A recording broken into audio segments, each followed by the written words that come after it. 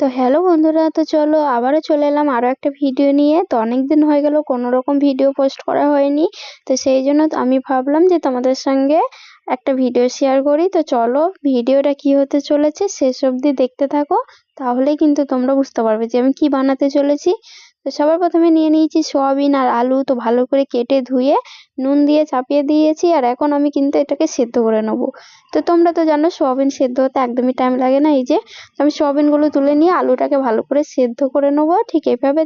তো এখন আমি সোয়াবিনগুলো তুলে নিয়েছি, আর তারপরে আমি এখন পানি দিয়ে ভালো করে ধুয়ে ঠান্ডা করে নিয়ে এখন আমি মিক্সারের মধ্যে দিয়ে এটাকে গ্রেট করে নিয়েছি। আর এখন আমি দিয়ে দিচ্ছি এই যে সেদ্ধ করা আলু। তো আলুটাকে দেওয়ার পরে আমি এখন ভালো করে মাখিয়ে নিলাম এই যে।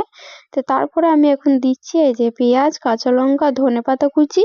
তো এটাকে দিয়ে এখন আমি আরও ভালো করে মিশিয়ে নেবো। তো সবার প্রথমে আমি এখন দিয়ে দিচ্ছি স্বাদ মতো নুন, আর এখন দিচ্ছি লঙ্কার গুঁড়ো। আর অবশ্যই কিন্তু তোমরা ঝালটা নিজেদের পছন্দ মতো দেবে। তো তারপর দিয়ে দিলাম হলুদ গুঁড়ো, জিরে গুঁড়ো, ধনে গুঁড়ো। তো এরপরে দেখো আমি দিচ্ছি মিট মশলার গুঁড়ো। তো তোমরা চাইলে এটা দিতেও পারো, নাও দিতে পারো, তো এটা তোমাদের ব্যাপার। তো এখন ভালো করে মাখিয়ে নেওয়ার পর আমি দিয়ে দিচ্ছি বেসন। তো পরিমাণ মতো বেসন দিয়ে আমি আবারও ভালো করে মাখিয়ে নিলাম এই যে। তো এখন আমি এই যে কোপ্তার মতো গোল গোল গোল গোল করে বানাবো। তো তোমরা চাইলে যে কোনো ডিজাইনে এটা বানিয়ে নিতে পারো তোমাদের ইচ্ছে মতো। তো এই যে দেখো, তো আমার সবগুলো কিন্তু বানানো হয়ে গেছে। তো এখন চলো এগুলো আমরা ভেজে নেবো। তো যেহেতু আমি চুলোয় রান্না করছি, তো সেই জন্য আমাদের ঘরে ইউজ করা কড়াই দিয়ে কিন্তু করছি।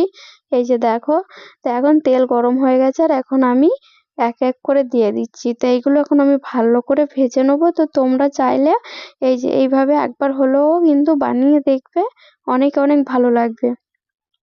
তো এইভাবে অন্যরকমভাবে রান্না করে দেখবে, অনেক ভালো লাগবে। আমার তো অনেক ভালো লেগেছে, তো তোমাদেরও অনেক ভালো লাগবে। তো চলো এগুলো এখন সবগুলো কিন্তু আমার ভাজা হয়ে গেছে, এখন আমি তুলে নিয়েছি। তো এখন আমি অন্য একটা কড়াই নিয়েছি, আর সেখানে আমি দিয়ে দিলাম পরিমাণ মতো তেল। তো এখন আমি দিয়ে দিলাম তেজপাতা আর পেঁয়াজ কুচি। তো এটাকে ভালো করে এখন আমি ভেজে নিচ্ছি এই যে, তোমরা তো দেখতেই পাচ্ছ। তো এইভাবে ভালো করে ভেজে নেওয়ার পর আমি দিয়ে দিলাম টমেটো কুচি। তো টমেটো আমি ছোট ছোট করে কুচিয়েছি এই যে দেখতে পাচ্ছ। তো এইভাবে ছোট ছোট করে কেটে নিয়ে এখন আমি দিয়ে দিলাম, আর এখন ভালো করে কিন্তু ভেজে নেবো এই যে। আর এরপর আমি দিয়ে দেবো স্বাদ মতো নুন। তো তোমরাও দিয়ে দেবে। তো এখন ভালো করে মিশিয়ে নিচ্ছি এই যে। তো এরপর আমরা দিয়ে দেবো আদা রসুনের পেস্ট। তো যারা যারা আমার ভিডিও দেখো, তো তাদেরকে বলছি অনেক অনেক ধন্যবাদ তোমাদেরকে আমার চ্যানেলটা সাবস্ক্রাইব করার জন্য। আর যারা যারা আমার চ্যানেলটাকে সাবস্ক্রাইব করোনি, তো তাদেরকে বলছি সাবস্ক্রাইব করে দেবে। তো তো দেখো এরপর আমি দিয়ে দিলাম ধনেপাতা কুচি। আর অবশ্যই কিন্তু কমেন্ট করে জানাবে যে তোমাদের কেমন লাগলো আর আমার ভিডিও কেমন লাগে। তো অবশ্যই কিন্তু কমেন্ট করে জানাবে।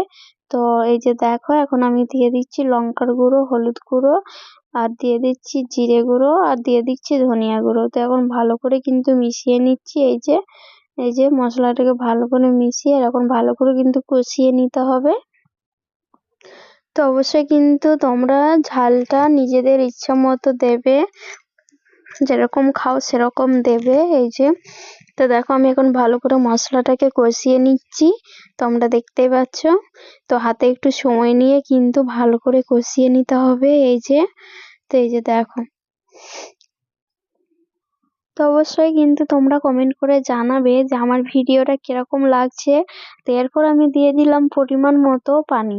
তো পানিটা দেওয়ার পর আমি ভালো করে এই যে ভালো করে নেড়ে নিচ্ছি, আর এখন আমি এটাকে ঢাকা দিয়ে দেবো। তো ঢাকা দিয়ে আমি কিছুক্ষণ ভালো করে ফুটিয়ে নেবো এই যে দেখতে পাচ্ছ কিভাবে ফুটছে।